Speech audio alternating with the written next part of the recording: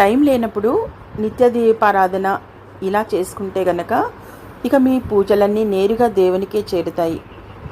అవి ఏ విధంగా చేసుకోవాలి అనే పూర్తి సమాచారాన్ని మనం ఈ వీడియోలో తెలుసుకుందాం. కాబట్టి ఈ వీడియోని ఎక్కడ స్కిప్ చేయకుండా ఎండ్ వరకు చూస్తేనే మీకు ఈ విషయంపై ఒక అవగాహన అయితే వస్తుంది. ఆ విధంగా అయితే ఆచరించవచ్చు. కాబట్టి తప్పకుండా ఈ వీడియోని ఎక్కడ స్కిప్ చేయకుండా ఎండ్ వరకు చూడండి. అలాగే వీడియోని చూసే ముందు వీడియోకి ఒక లైక్ ఇచ్చి ఛానల్ని సపోర్ట్ చేయండి. అంతేకాకుండా మీకు ఇష్టదైవాన్ని తప్పకుండా కామెంట్ సెక్షన్లో తెలియచేయండి. 5 నిమిషాల్లోనే నిత్య దీపారాధన అయితే చేసుకోవచ్చు. అలాగే ఈ విధంగా చేసినట్లయితే మీ పూజలన్నీ నేరుగా దేవుని చేరుతాయి. అవి ఏ విధంగా చేసుకోవాలి అని అయితే మనం ఇప్పుడు తెలుసుకుందాం. దీపం పరబ్రహ్మ స్వరూపం. దీపం వెలుగులో లక్ష్మీదేవి కొలువై ఉంటుంది. మీ ఇల్లంతా కనకవర్షంతో నిండిపోవాలంటే మన శాస్త్రాల్లో చెప్పిన విధంగా ఇంట్లో దీపారాధన చేసి చూడండి. ఖచ్చితంగా మీ పూజలకు రెట్టింపు ఫలితం అనేది లభిస్తుంది. మీ పూజలన్నీ దేవుని పాదాల దగ్గరకు చేరుతాయి.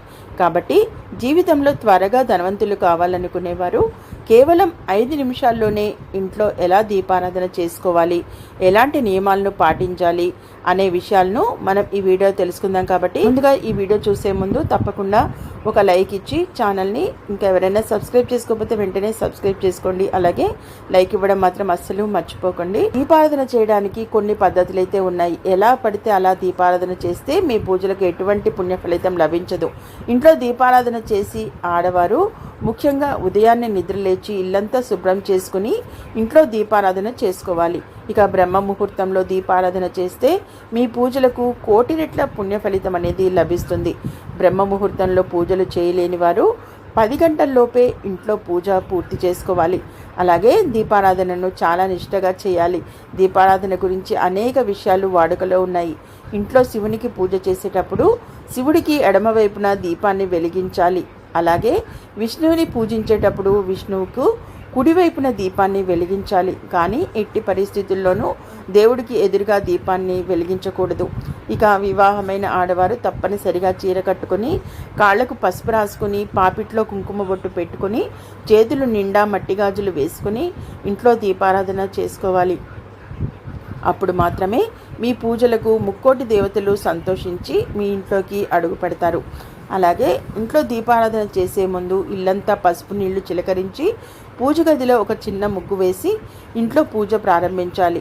అలాగే ఎరుపు రంగు వస్త్రాలను ధరించి ఇంట్లో పూజ చేస్తే మీ ఇంటి ఐశ్వర్యానికి లోటు లేకుండా ఉంటుంది. పూజ గదిలో ఉన్న దేవుని పటాలకు గంధం బొట్లు పెడితే చాలా మంచిది.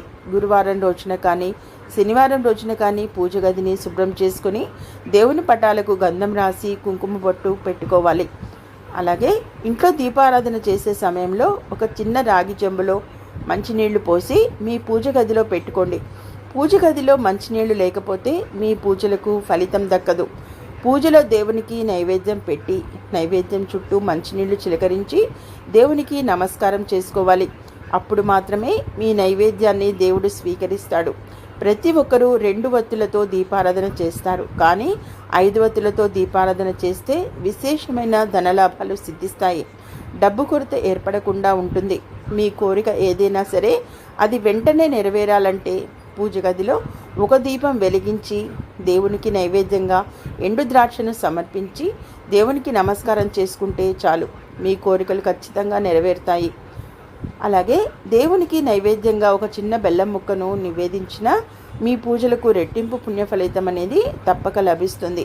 అలాగే పంచదారను నైవేద్యంగా సమర్పిస్తే మీ పిల్లలకు ఎలాంటి సమస్యలు ఏర్పడకుండా ఉంటాయి.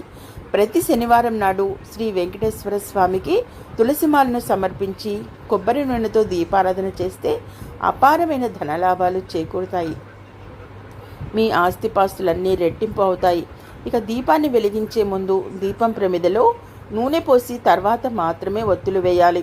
విశేషంగా శుక్రవారం దీపారాధన చేసేవారు లక్ష్మీదేవి పటం ముందు తెల్లని బియ్యం పోసి దాని మీద దీపం క్రింది పెట్టి అందులో దీపారాధన చేస్తే విపరీతమైన ఐశ్వర్యం అనేది కలిసి వస్తుంది.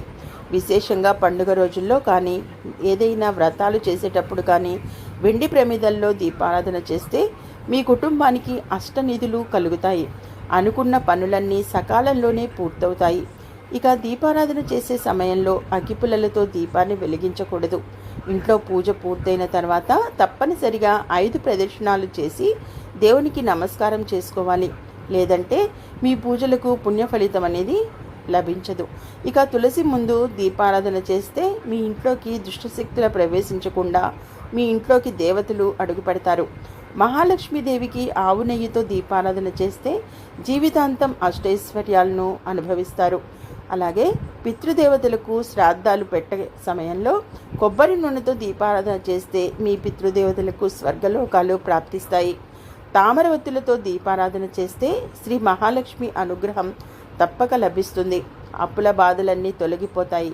అలాగే అరటినార ఒత్తులతో దీపారాధన చేస్తే మంచి సంతానం కలుగుతుంది. అలాగే జిల్లేడు ఒత్తులతో దీపారాధన చేస్తే మీ ఇంటి సంపద పెరుగుతుంది. అలాగే కుంకుమ నీటిలో ఒత్తులను తడిపి వాటితో దీపారాధన చేస్తే వైవాహిక చింతలు తొలగిపోతాయి. వివాహం కాని వారికి త్వరగా వివాహం కుదురుతుంది. పసుపు నీటిలో ఒత్తులను తడిపి వాటితో దీపారాధన చేస్తే అనారోగ్య సమస్యలన్నీ తొలగిపోయి మంచి ఆరోగ్యం సిద్ధిస్తుంది. ఇక దీపం వెలిగించినప్పుడు దీపం కింద ఒక చిన్న పళ్ళెం పెట్టుకోవాలి, లేదా ఒక తమలపాకునైనా పెట్టాలి. దీపాన్ని ఎట్టి పరిస్థితుల్లోనూ నేలపై పెట్టకూడదు.